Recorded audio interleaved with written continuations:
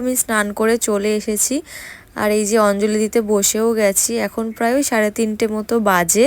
আরুর বাবা ছিল কিন্তু ও তখন না কলকাতায় গেছিল আমাদের ক্যামেরাটা দিয়ে আসতে দোকানে। আর এই হচ্ছে মা শীতলা, সবাই একটু দর্শন করে নাও।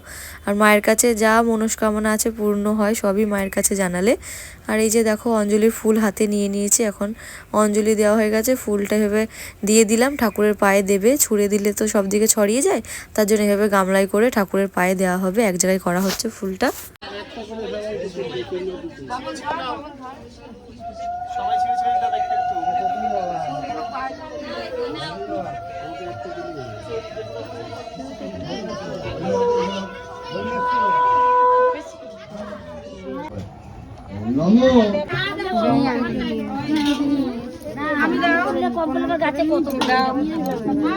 এই যে অঞ্জলি দেওয়া হয়ে গেছে আর এখন এই যে বসে আছি এখানে। আরও কি